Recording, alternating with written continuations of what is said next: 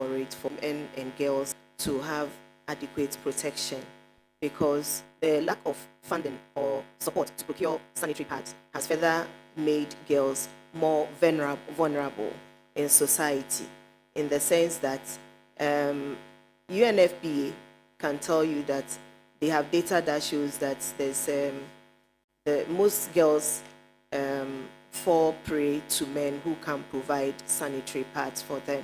And it is also because of the poverty situation some or most people find themselves. If you have to choose between feeding the family or placing a meal on the table for the family and then providing sanitary pad for a girl, I think most family will go for the meal because that is survival for them. Since it is a biological issue, whether you are male or female, you are affected one way or the other. I think we need to have this discussion very passionately and then find a way out. But in the meantime, whilst we haven't waived off the taxes to ensure that it is affordable to all, we have to find a way of making sure that we can supply to especially the underprivileged, like your constituents, like my constituents and all others. And then they will also have some leverage so that that support can go a long way to minimize their vulnerability in such times. Thank you. Thank you very much. Chairman, finally, yes. Let me dovetail this to your recent answer. Will you consider liaising with the minister responsible for finance in getting a bill, as it were, to actually deal with the tax waiver issues that you speak, especially for companies that are set up locally and are into the manufacture and production of these parts for our girls? Not only tax waivers for, but specifically to encourage companies who are locally established to produce these on massive scale to support our girls. I will surely do that. There's an ongoing conversation, so I will build on that. Thank you. Chairman, thank you very much.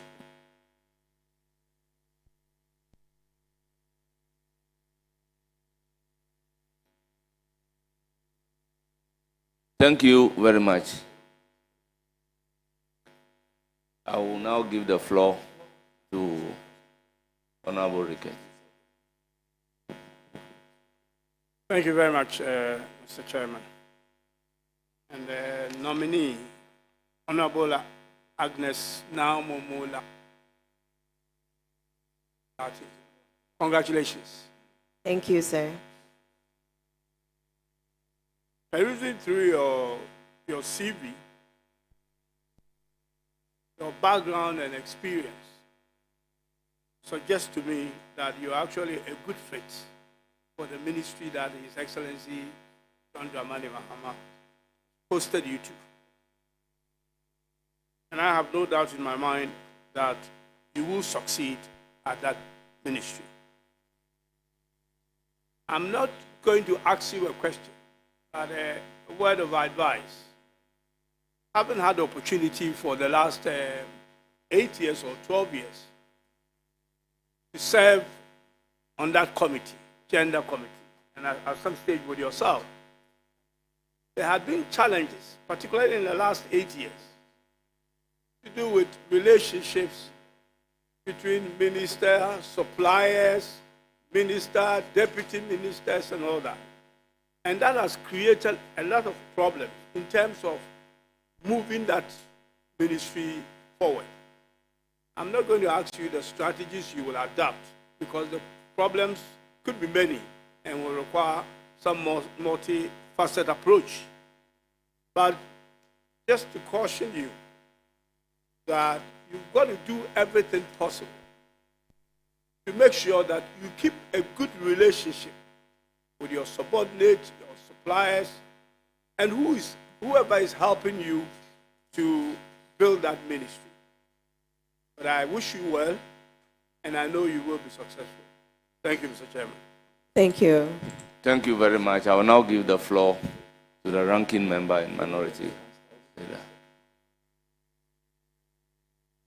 Chairman, thank you. Honorable nominee, let me commend you for your nomination. Thank you. If you have your CV by you, I'm sure you are very familiar with it. So going to page 2 of your CV, consultant, ECOWAS in-country experts, Children and Street Project, November 20th to December 1st, 2017. I find the description of your job title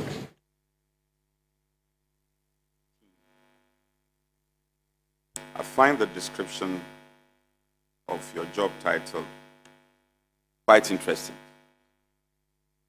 And I wish to know from you, for the period of work you have done, are there any lessons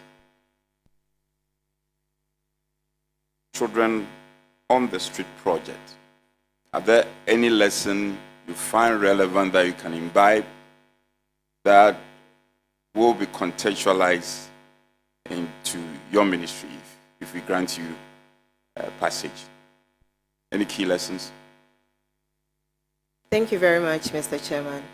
I think one of the, anyway, in the first place, that was the title, the technical title, is the fact that there's a thin line between being okay and then being vulnerable. And one of the things that we overlook is that vulnerability can come from separation or divorce, and also non-maintenance, that is lack of child maintenance. And so most of the children on the street are from broken homes, and some of them are there with single parents. And so the issue of supporting families to survive, have proper income earning activities to relieve them of their vulnerability is very important. And then day after day, we need to also ensure that what we know as Africans, the larger family system, we continue to practice it because it helps. Where you hold each other's hands when you are growing up, you know that your auntie is still your mom and your uncle is your dad, so that in terms of issues of separation, you'll be able to count on somebody to stay off the street. Mr. Chair, will the nominee be gracious enough to tell me or to tell Ghanaians what your manifesto hopes to achieve in this context?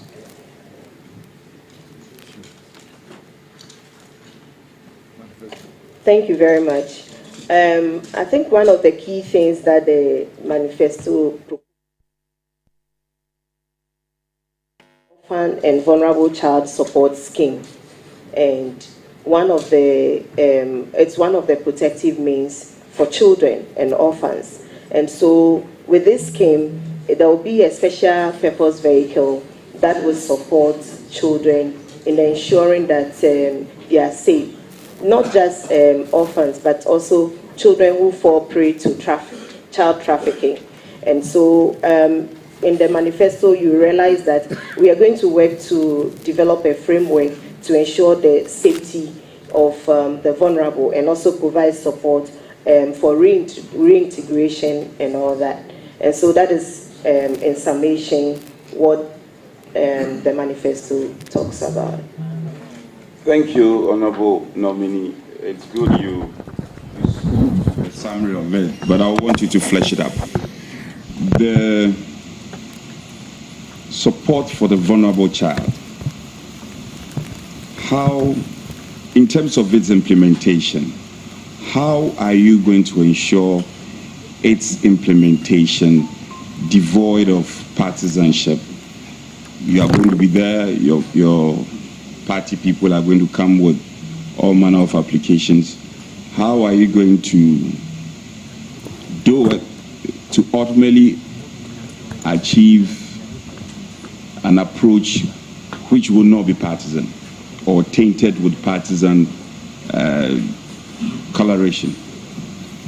So, Honourable Member, let's get the question clear. Is it Ghanaians who are going to go there with application or party people? Chairman, I'm sure you listen to me. What I meant to convey to the nominee is I'm being very practical. She's coming on a ticket of a political party, and she has already admitted that it's one of the policy directives in the manifesto that vulnerable children will be supported. Honorable nominee, am I right? Yes, sir. Are you with me? Yeah. Yes. So my question is, how practical could you or will you be able to ensure this is done, devoid of partisanship? That's what I said. Yes. I know you can go ahead and answer the question. Thank you very much, Mr. Chair. I think for me, everybody who knows me will tell you that I first of all see a person as a person devoid of partisan coloration. So if I'm supposed to serve a particular group of people, partisan coloration. So if I'm supposed to serve a particular group of people, yes, Mr. Chairman, for this, you realize that it will be based on need assessment. So if I have people who plainly everybody knows that are from my party,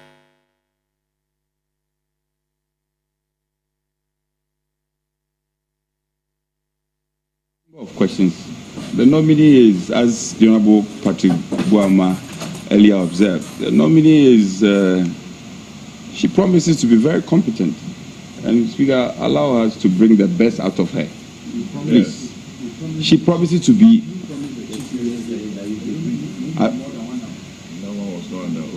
So, I want you, my good friend, let me test your understanding. Don't worry, I'll be brief. Just be relaxed, you'll be fine. Your understanding on the school feeding project, you know, its antecedents and the tortoise path we've traveled to where we are now. What is your appreciation of the high points and low points of the school feeding project? Thank you very much, Mr. Chair. I think the school feeding program is something that all of us appreciate, because if a child is not properly fed, it affects the concentration in class. And so for the highs, I would say it's a good project that we intend to improve on. The other side of it is the processes leading to the feeding, ensuring that there's quality and also accessibility and timeliness in terms of the supply is also very important. And so these are areas that I will look at improving and then adding on. Thank you. Honorable nominee, you have touched on the quality and also timely delivery. I couldn't agree more with you. What is your assessment of the current situation?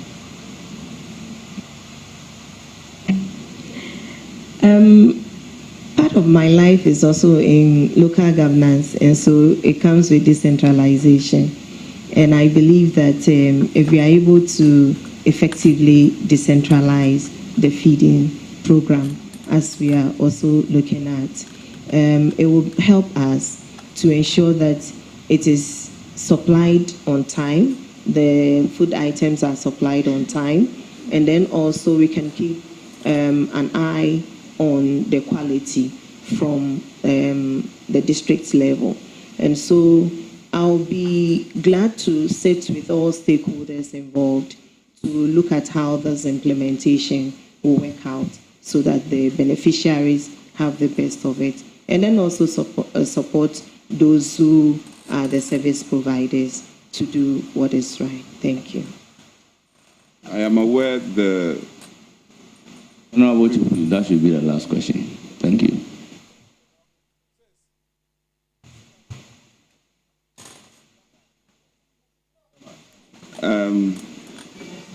You don't want me to bring the best out of the nominee. You have already told me that I have 6 questions, and for each of the 6 questions, I have potential follow-ups. Oh, Chairman, don't do that. That is not the case. Okay, Honorable member, when we agreed on something, let's go by what we have agreed on. So you have one more question to ask. Yes, yes. I have one more and potential follow-up. Honorable member, when we agreed on something, let's go by what we have agreed upon. So you have one more question. Yes, yes. I have one more and potential follow-up. Yes. Oh. Honorable nominee, your party's manifesto eloquently speaks to Women's Development Bank. I'm curious about that. What is it modeled on? Is it just an idea you thought you can implement, or there are models across the world that we can all buy into and say that these are practical examples that we can appropriate into our situation? Women's Development Bank. And don't you consider it, with respect to our women here, don't you consider it a discriminatory, where you don't have a counterpart, Men's Development Bank, but rather Women's Development Bank? And you are supposed to, your ministry is supposed to look at both sex. Thank you very much, Mr. Chair. I think, like I stated earlier, when you look at it critically, the traditional banks or banking system serves men the best. So there's an already existing financial support base that serves the interest of men more than women. I also stated that most of the women are in the informal sector, where we don't have the collateral, where we cannot afford the high interest rates that are being charged in the traditional banking system. And so this is something that will go a long way to help. And I'm glad, and I know the people of Ghana are also glad, and when they see it, will also be glad to see it implemented. I said earlier that my ministry the ministry is one of those that are actually intersectorial. So we depend on other ministries when it comes to things like this. And so the finance ministry is heavy on this, and I'm sure that the needed guidance is given by the finance ministry, and then we will be the end beneficiaries of it. Thank you. I would have wished to ask you a follow-up, which I know will bring the best out of you. Unfortunately, the chairman says no, so I will respect the directive of the chairman. Thank you very much. I will proceed to take a question from Dr. Grace Ayen Sudankwa. Thank you very much. Honorable Agnes Namomo, I'm so happy to see you here today. Thank you. I think you're one of the nominees that when I heard it, I was so excited. So thank you for being here. And also I'd like to commend you for your answers, your depth of knowledge of your sector, and some of the answers you've given here is exactly what we want to hear. As a gender advocate myself, I'm so proud to see you here. My question goes to the school feeding again. The people of Iskado Ketana just came back yesterday, and they're asking, when will the school feeding start? Number 2, the more important question is, I want to go back to the quality of the food. You know, the school-aged children are the most vulnerable because they are growing. Their bodies are still growing, and specifically their brains are still growing. So it's very important, as a surgeon specialist myself, that we give them a nutritious... The food is not very nutritious. So what will you do to ensure that the food is balanced and nutritious? Thank you. Thank you very much. I can appreciate where your question is coming from, given your background. I think that is a major concern for all of us, and we're going to work towards that, especially if everybody will be truthful and transparent and accountable. I'm sure that there will be less bottlenecks to tackle in terms of quality of food that we give to the children. And so we will work together towards that. Thank you. Thank you very much. I will now give the floor to the ranking member and minority leader.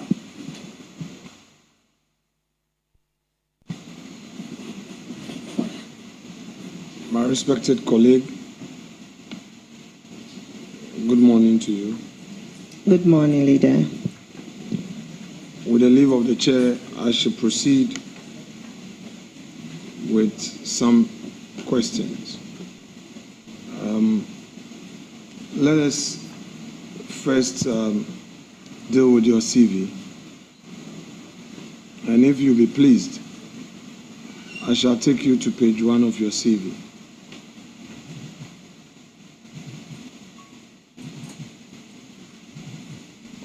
On your profile, you have indicated that you've been involved in children's rights, education, and health issues. Can you elaborate on this for me, please? Thank you, Mr. Chair.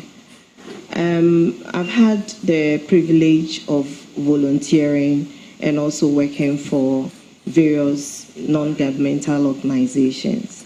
I can mention Abantu for development. I can mention Global Initiative on Rights and Development. I can also mention the ACT Foundation and a couple of others, including international organizations like Conseil Universal. In fact, I've also had the privilege of consulting along the line for ActionAid Ghana. And so a couple of the organizations, I've worked on DFID projects and so on and so forth. So at every given time, I've had opportunity to support one advocacy issue or the other, whether locally or internationally. And so that has built my experience in child rights advocacy. And I'm not a legal person, I'm sure you know, but it's given me an opening into what to expect or what to do under every given situation. Thank you.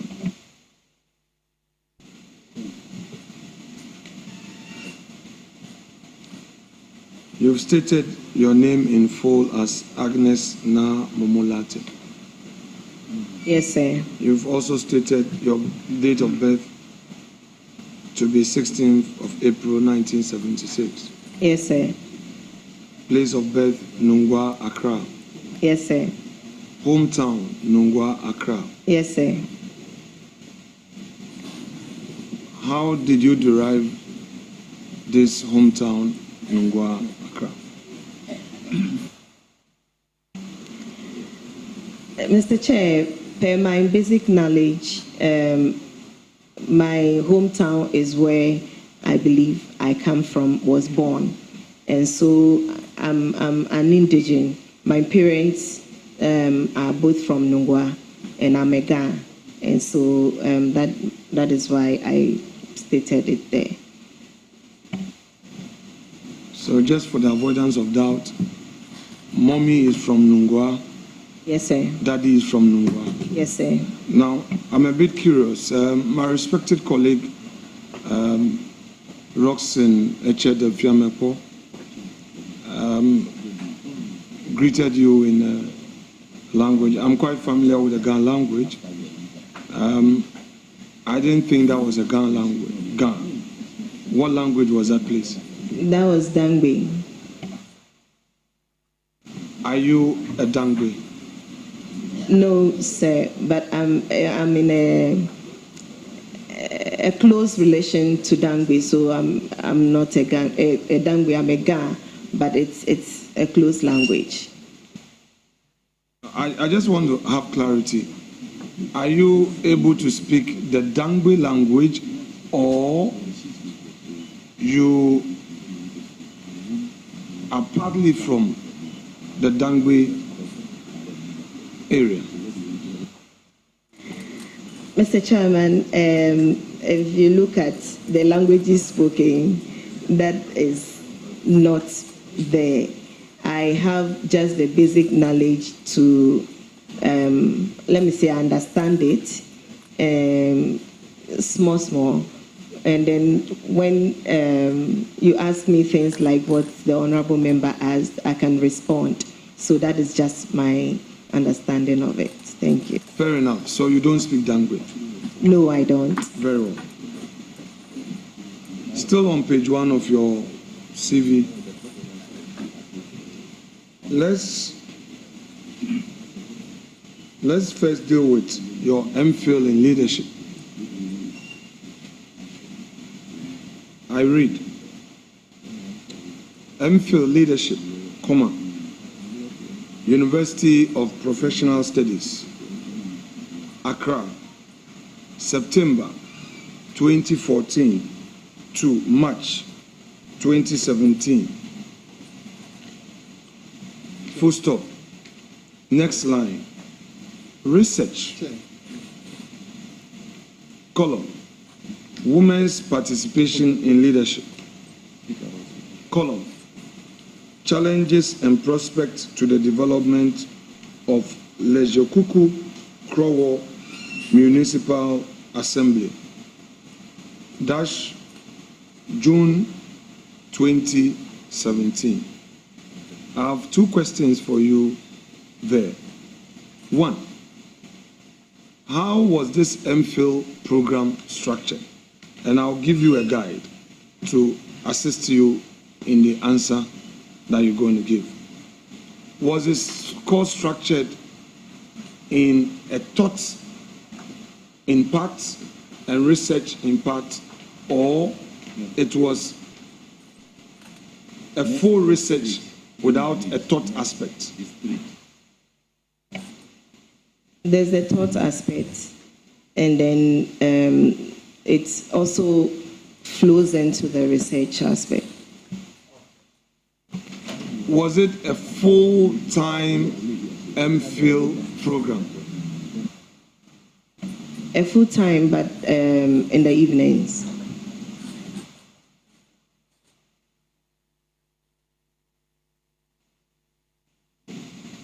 Now,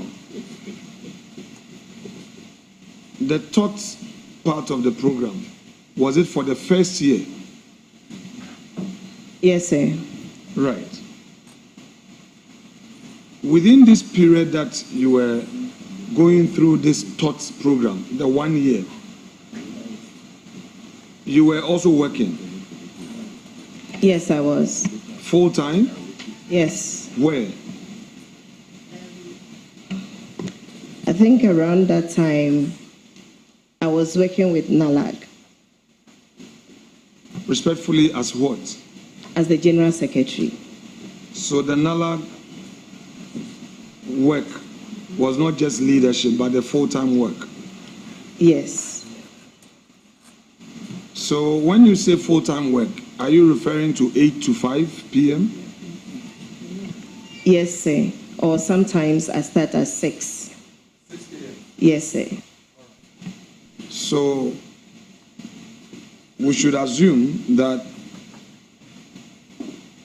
you closed from work and attended your evening full-time program? Yes, sir. Very well. Now, the year 2 was for your research? Yes, sir. Respectfully, honorable colleague, how did you embark on your research? Thank you very much. I think you submit the research topic for assessment. Once it is approved, you design your questionnaires, and then you submit to your supervisor.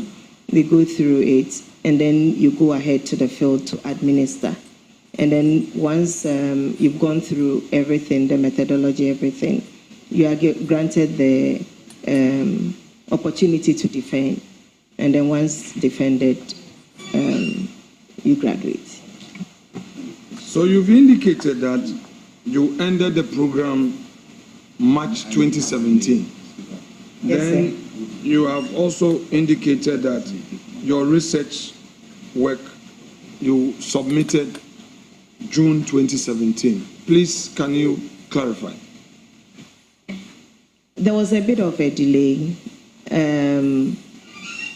When I was doing the MPhil, I had then applied to Legon, University of Ghana. In fact, it was one of the reasons why I went in for the MPhil, so that it's close to the University of Ghana. Within the period, the PhD program got structured from a 3-year course to a 4-year course. So the waiting period was when I decided to undertake this course.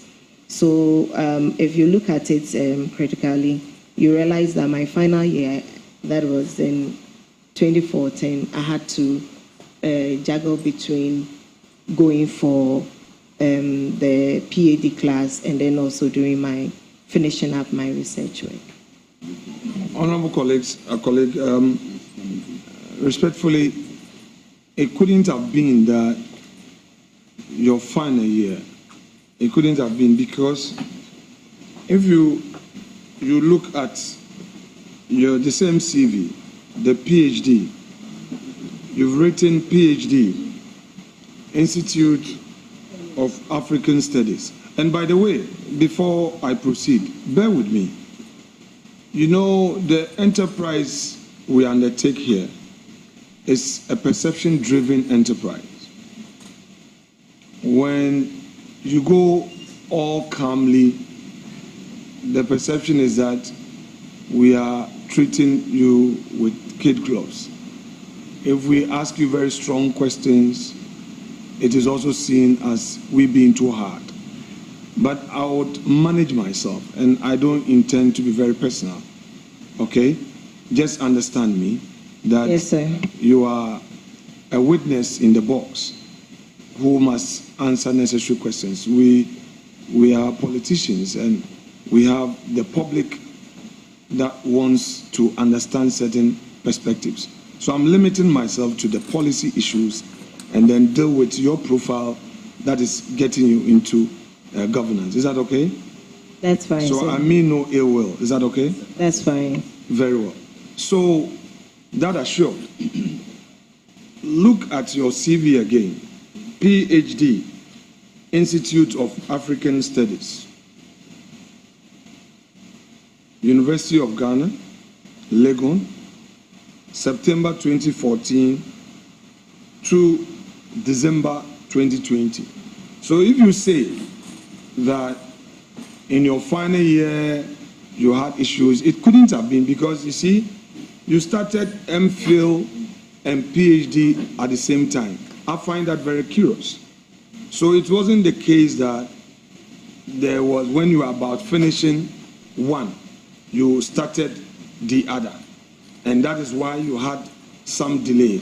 I want you to have an opportunity to clarify. Thank you.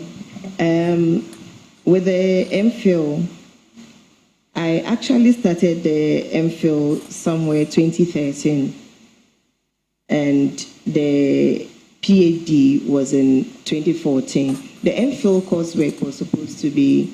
Honorable Member, would you... Honorable Leader, let's take the answer, then you can do a follow-up. Thank you very much. Chairman, with respect, as much as possible, I don't want to get into the ocean. I want to guide her. I'll give the same protection that you give her. So please, when I want to help her, allow that. But if you want to open it up, I don't mind. Honorable Member, would you want to amend your CV on that aspect, just for the record, so that we don't go deep, deep, deep, and deep again? That's fine. Very well. So that assured, look at your CV again. PhD, Institute of African Studies, University of Ghana, Legon, September 2014 to December 2020. So if you say that in your final year you had issues, it couldn't have been, because you see, you started MPhil and PhD at the same time. I find that very curious. So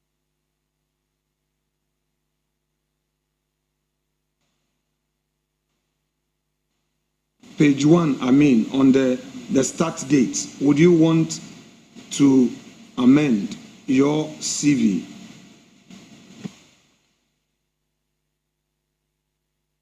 Yes, sir. Very well. I yield to chairman for you to apply for his leave to amend. Then I can proceed. Thank you. Please go ahead and do the amendment. The MPhil program was somewhere 2013. I was trying to be specific, but the MPhil program is somewhere 2013. When in 2013, because it's an academic year, it starts from a point. When in 2013, respectfully? I have September on record, and so we maintain the September. Yes, I want to. And then just amend the year. Yes, please. Very well. Any further amendment, please? No, we are staying there for a moment. Okay. So I just want you to have the opportunity, apart from the year, the 2013, we're now maintaining the September. So the start date. The start date, the completion date is not in doubt. Okay, so you are not changing the completion date? No, the completion date is not in doubt. Very well. So let's go to the PhD. Are you maintaining the start date for the PhD as well? And the completion date for the PhD as well? Yes, sir. Very well. Now, honorable colleague, do you have your certificate for the MPhil, please? Yes, please. What is the date on it for the graduation? The date of the certificate? 20th June 2017.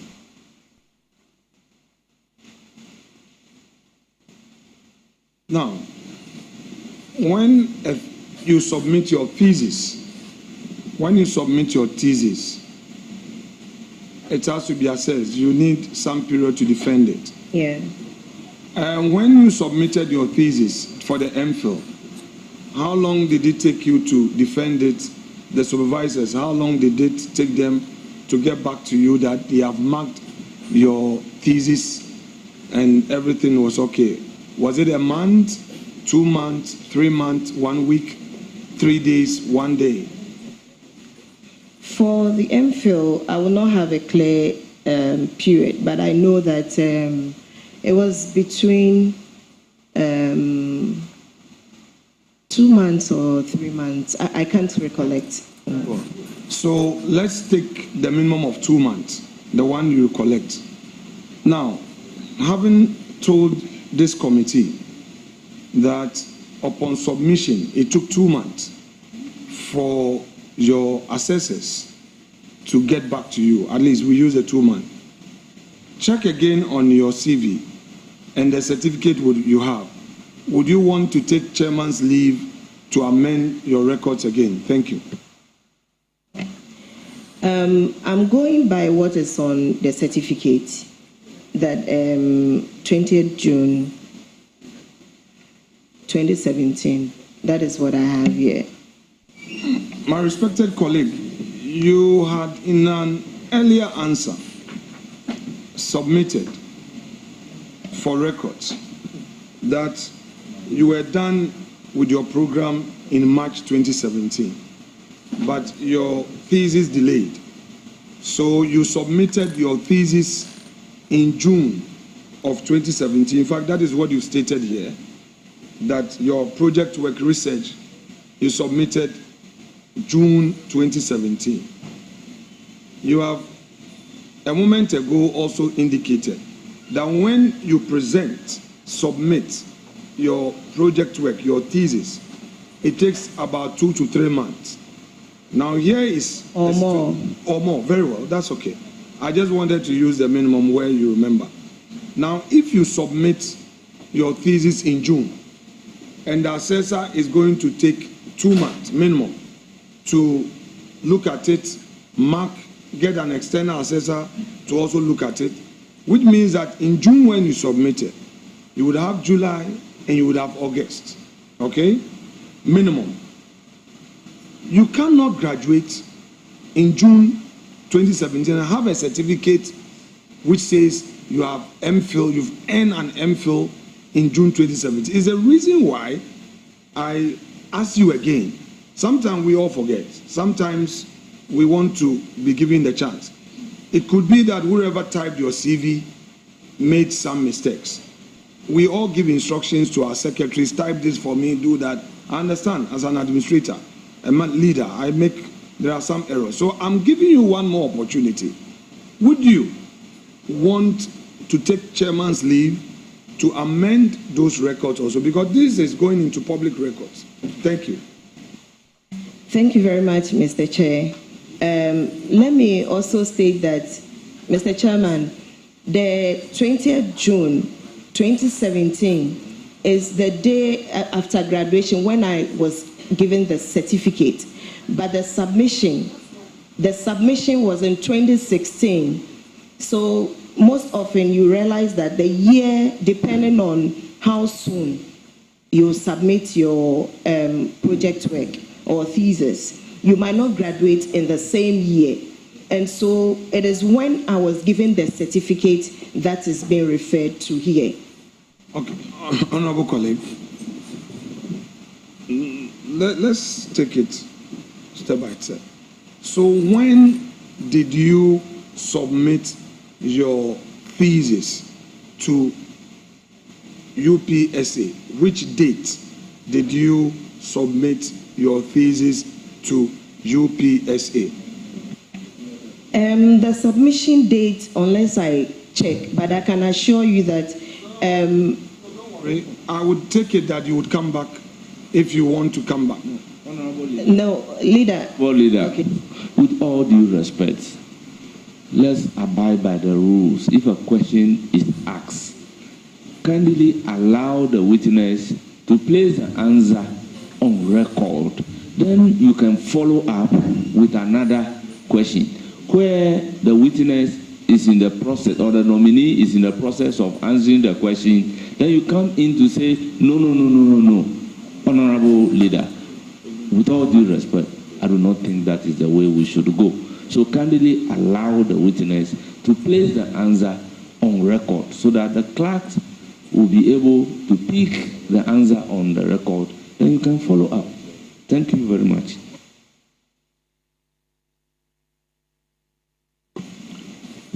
When did you submit your MPhil dissertation?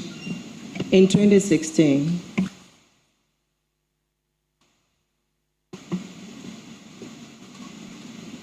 Your MPhil program at UPSA, when did it start and when did it end?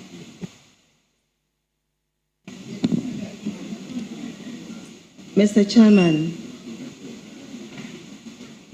I stated earlier that the MPhil program started somewhere 2013, and the completion, when I said completion, including graduation, was around 2017. If you check the records, I did not even graduate with my colleagues. So I stayed, I had a year delay or some months or something delay, but I submitted in 2016. There's a difference between graduation and submission, which would conclude the program. When did you complete your MPhil program? I completed in 2016. Do you remember the month? Those say.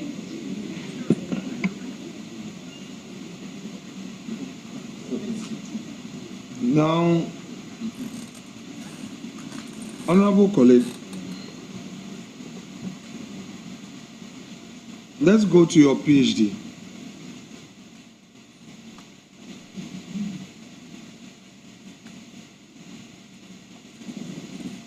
What was your area of research? I was at the Institute of African Studies, and I looked at the relationship between traditional and local authorities in the management of natural resources. And I had a case study of beaches in Accra. Can you elaborate on the subject area? Thank you, Mr. Chair. It was basically looking at the commoditization of beaches. And so we all know that aside the beauty or the recreational value of beaches or natural resources, there's the commercial aspect of it. So basically looking at the challenges in managing natural resources, whether it's traditional authorities or the conflicts that emanates from the management of natural resources, such as the beaches. When you say natural resources such as the beaches, management of natural resources such as,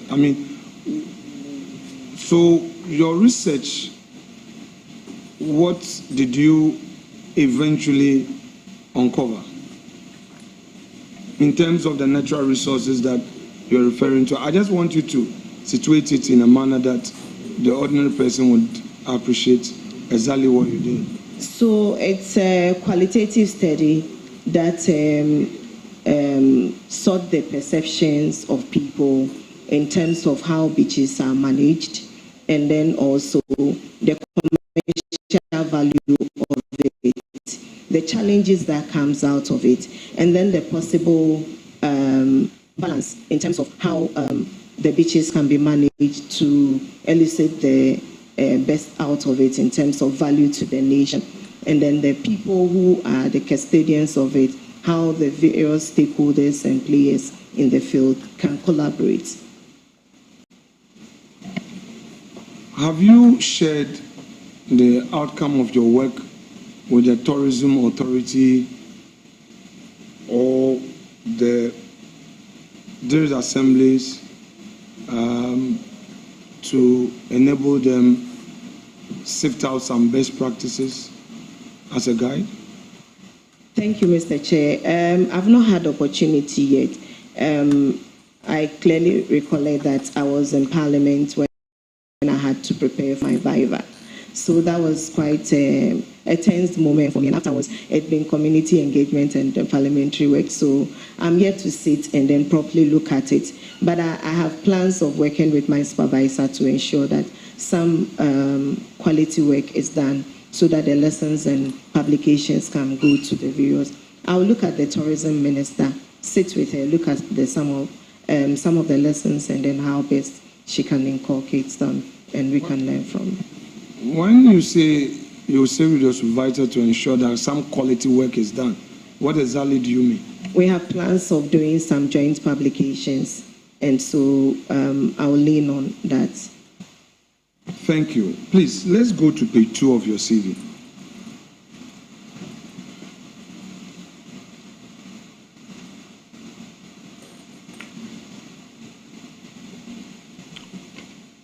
On page 2, you have primary school, Teshin Estate Preparatory School, 1981 to 1986. Then we have ordinary level certificate, Nungwa Secondary School, Accra, September 1988 to June 1993. I presume you did a common entrance? No, sir. Okay. So explain to us, from primary school, you have a gap of 2 years. So the 86, 87. So there's no school within that 2 years. Then you come to 1988 to 93, which is 5 years, Form 1 to Form 5. So can you explain to us what you did, what schooling you had between that period that your records do not reflect same, please? Thank you. Mr. Chairman. Within that 2-year period, there was the new system, which is the JHS. And so having an uncle who is a teacher, he was also an advisor to my father. And so they looked at the benefits of joining the new system. What is missing is that I went to try the new system. And then my uncle moved on to a secondary school called Presby Secondary School. And my dad felt there was, I was too comfortable there. So I had to try first year of secondary school at Presby Commercial. And so I went to first year. I didn't write the common entrance. I went to secondary school first year at where we call Preseco. I did 2 terms there before going to Nungwa Secondary School. So you went to Nungwa Secondary School without common entrance, in other words? I went to Nungwa Secondary School with a certificate from Presby Secondary School. What certificate? I did my first year at Presby Secondary School. First year of JHS or JSS, you mean? First year of GC. Oh, very well. So you mean you had a transfer? Sir. Okay. So that is what is missing. That is creating that 2-year gap. Yes, sir. Very well. But then if you had done a first year already and you did a transfer, that suggests that you go to Form 2. Or do you repeated year 1 again? Yes, I did. I actually did 2 terms for the first year. I joined them in second year. And so when I got to Nungwa Secondary School, I had a... Yeah. Yes. Very well. So you mean going to Preseco, you entered Preseco year 1 with a common entrance? Entered Preseco from class 6. I entered Preseco. They were doing the JSS, the new system, you mean? Preseco was not doing the new system. Preseco was doing the old system. That is the O level? Yes. So you entered Preseco without writing the common When I was about going to JHS, because I tried the new system, if you remember, I narrated how I tried the new system. And then when my uncle moved on, so I moved with him. So I didn't write the common entrance or the JHS. Very well. I'll leave that. You've also indicated you did MA, Human Resource Development, Yes, University sir. of Cape Coast, from September 2003 to March 2005. Yes, Is sir. there any part of it that you would want to take the leave of chairman to amend those records there before I proceed with some questions? It was a sandwich program.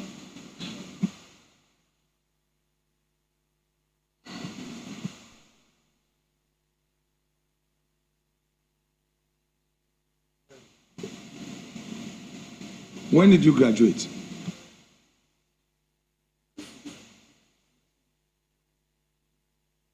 The MA was from 2000 and I graduated in 2005. In fact, it was a 1-year course, and so it was supposed to be 2004. Honorable Member, so would you want to take the leave of Mr. Chair to amend your records, please?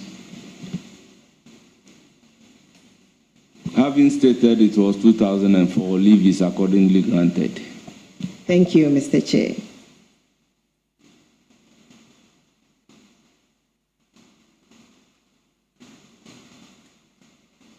Now, you indicated earlier that as General Secretary of NALAD, it was a full-time employment. If you come to page 3, where a excuse me, not page 3, sorry, you talked about your leadership, page 8. So let's reconcile page 3 and page 8. You also indicate there that you were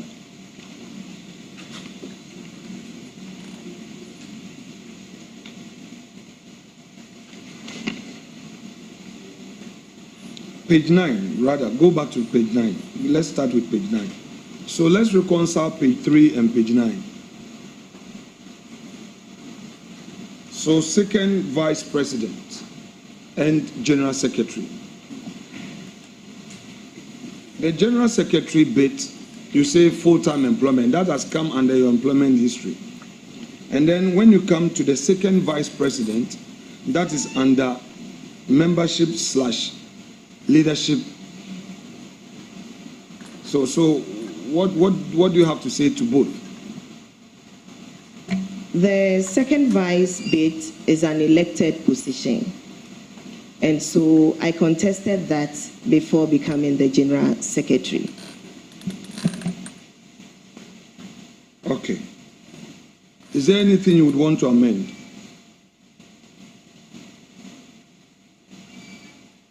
Page 9. Well, on both pages, I mean, look carefully. We would skip that, and maybe later you can take chair's leave to check. I just don't want to. Page 9? Yeah, 9 and 3. Okay, so just check that and we'll come back to it. Anyway,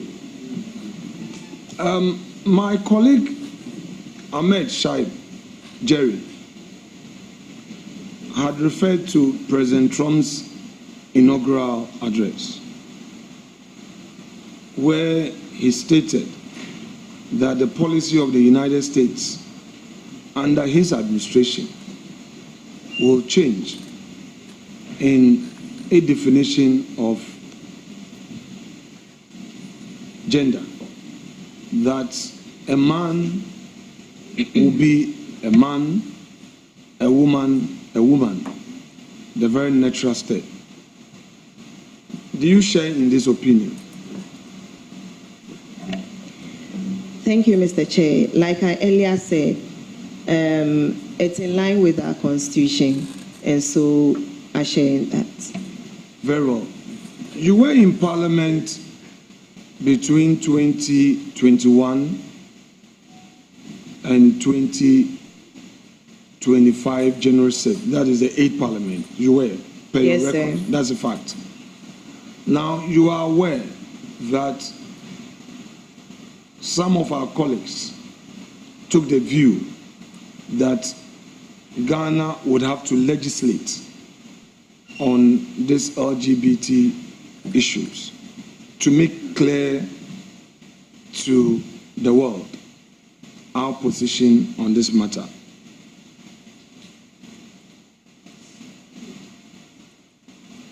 Yes, sir. And you're also aware that in view of that, the law was passed. Yes, Mr. Chairman. Right. So let me pick your thoughts on this, because you are going into a ministry that is likely to take up this matter. His Excellency, the President of the Republic, has shared some views. One of it was to the effect that our value system in our schools has broken down. Our value system has broken down. And should we tackle our value system and reintroduce our value system in our schools,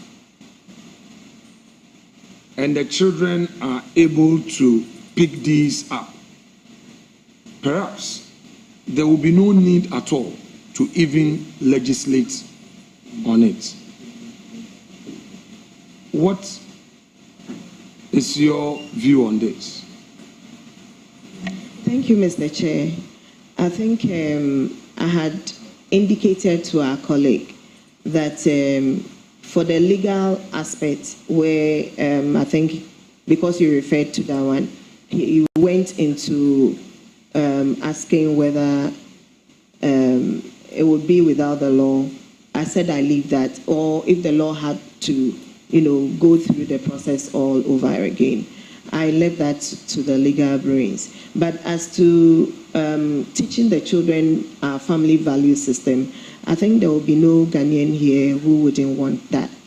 All of us would want our kids to be identified with their Ghanaianness, if there's anything like that.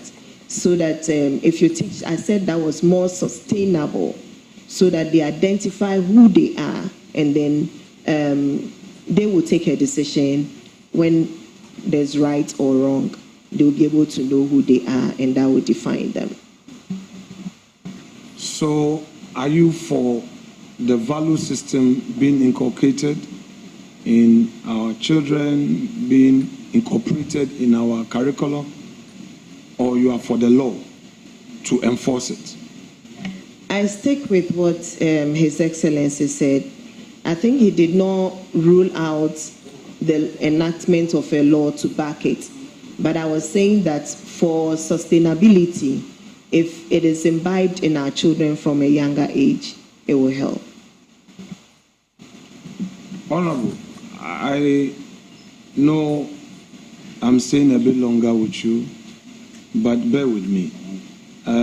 The practice since 1997 has always been that members of the committee get 3 questions and have opportunity to get follow-up questions as it pleases the chair. The leader being the ranking by practice since 97 through to Honorable Che Mensa, Honorable Bagbin, Honorable Harun Idrisu, and now my time, is that leaders have unlimited, because we have a duty to ask broader questions and policy. So please don't be, well, I will end very soon, okay?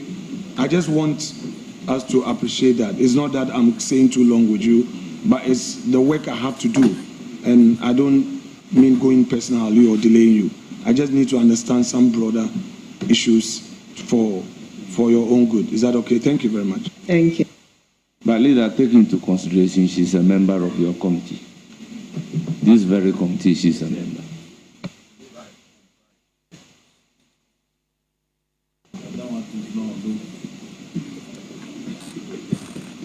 Honorable, you were an assembly, you were a presiding member. Were you an elected presiding member, elected assembly member, or you were a government appointee? I was a government appointee. Your NDC manifesto. This women banking policy, what really is your understanding of it? What really is your understanding of women in banking? Thank you very much. My understanding is not maybe, okay, let me rephrase it. My understanding of the women banking program is that women-owned banks, women beneficiaries of the same bank, which will be more flexible, introduced at the district level, and women will have more flexible terms, less interest or lower interest rates to be able to support their businesses. So economically bringing the women up. And for me, I think for women like me, it is a laudable idea. So let me have clarity, because the ordinary Ghanaian woman will be interested. in this matter. So let's bring clarity to it. When we talk of a bank, the understanding in the ordinary meaning of it, the literalists would understand it to mean that a bank, properly so called, with a license from the Bank of Ghana, own and being in operation. So I would now, with the benefit of this background, ask you very specifics, because you were definitely part of the manifesto committee that put An assumption. Pardon? An assumption. Okay, so then let me put it direct. Were you part of the manifesto committee on gender? No, please. Were you at all involved in any gender issues relative to your manifesto? Not really. Have you read the gender policy of your party as contained in its manifesto? Have you? Yes. Have you read this aspect of this woman in banking? Yes. Very well. So now, since we are going to deal with Women's Bank, what is your understanding of what we read, the Women's Bank? What is your understanding? It is capacitating women to be able to be economically independent and also build their businesses to reduce vulnerability from where I come from. So it means that the state is going to be a promoter of... Yes.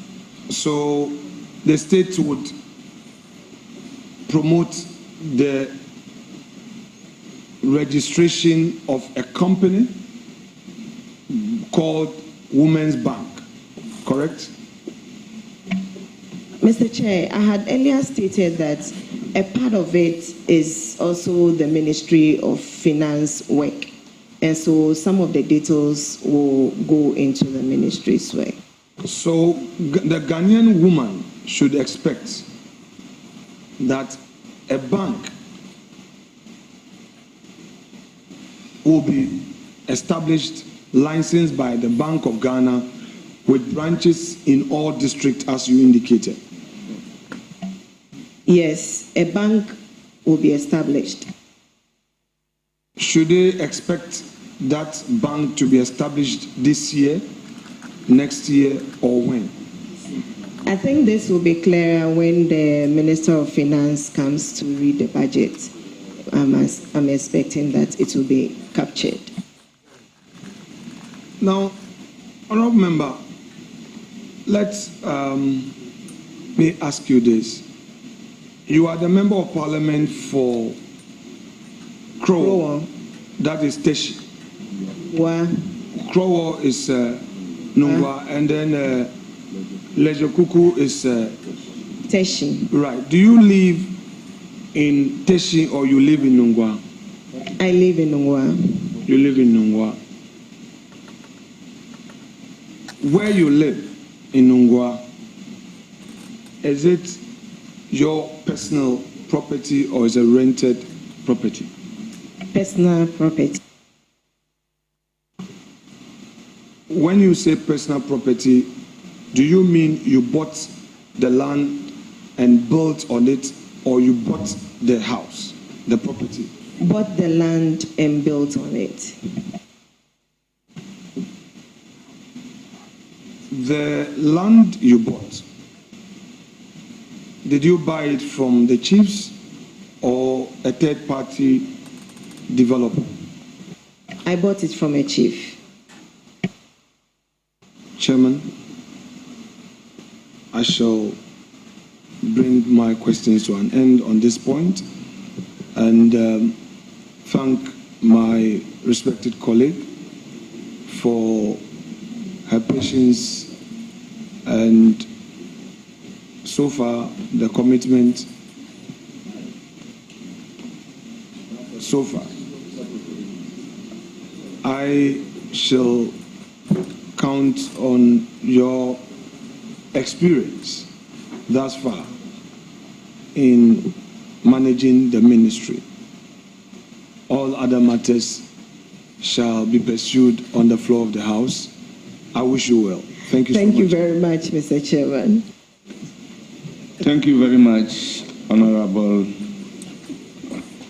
Ranking Member and the Minority Leader. Honorable members, let me recognize the presence of our revered chiefs, opinion leaders, and some elders here to give moral support to the nominee.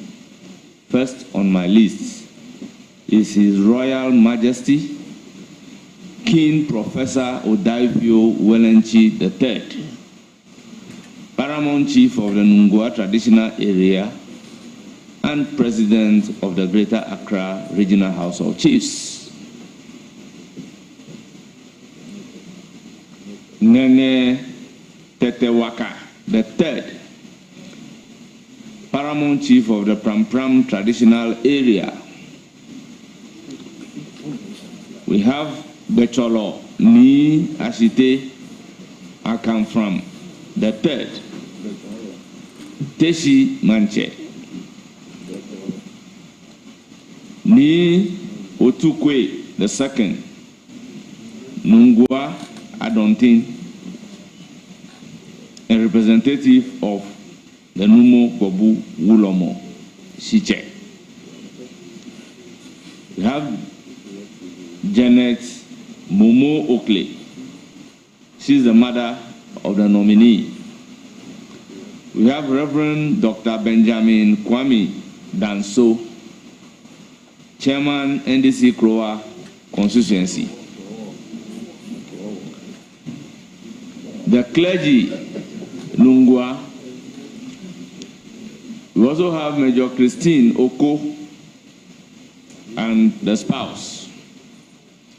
We have Dr. Afisa Zakaria, Chief Director, Ministry of Gender, Children and Social Protection. We have members of the civil society organizations here, and we have honorable assembly members of Kroa. Is that correct? Kroa, very well. Municipal Assembly. Bear with me. I am unaware. Let me use the opportunity to thank the nominee for attending upon the committee and providing answers to questions posed. Surely you would hear from the committee. Thank you very much. Thank you, Mr. Chairman. Grateful. You are hereby discharged.